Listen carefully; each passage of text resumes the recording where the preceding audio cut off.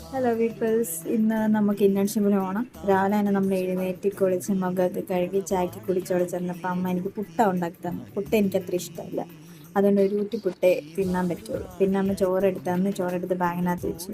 നേരെ നമ്മൾ ബസ് കയറി നമ്മൾ ഇന്റേൺഷിപ്പ് ചെയ്യുന്ന ഓഫീസിലോട്ട് പോവാണ്.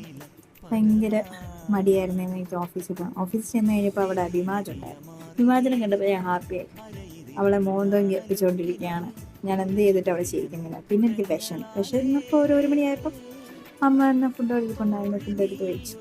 ഫുഡ് കണ്ടാൽ നല്ല രസമായിട്ട്. പിന്നെ തിന്ന് കഴിഞ്ഞാൽ ഇലയുള്ളൂ. അപ്പോൾ തിന്ന് കഴിഞ്ഞിട്ട് എല്ലിൻ്റെ ഇടയിൽ കുത്തണ്ടെന്ന് വിചാരിച്ച് ഞാനും അവളും കൂടെ നടന്നു. അപ്പോൾ അതുകൊണ്ട് അവിടെ ഒരു കടുവയാണെന്ന് തോന്നുന്നു, പുലിയാണെന്ന് തോന്നുന്നു, എന്തോ അതിനങ്ങനെ നോക്കിയൊക്കെ ഇരുന്ന് പിന്നെയും തിരിച്ചു ഉച്ച കഴിഞ്ഞിട്ട് ഓഫീസിൽ പോയിരുന്നപ്പോഴത്തേക്ക് ഞാൻ വിചാരിച്ചു എൻ്റെ സൗന്ദര്യം ഒന്ന് ആസ്വദിക്കാം. അങ്ങനെ ഞാനൊരു ഫോൺ വെച്ച് എൻ്റെ സുമോട്ടാക്കി.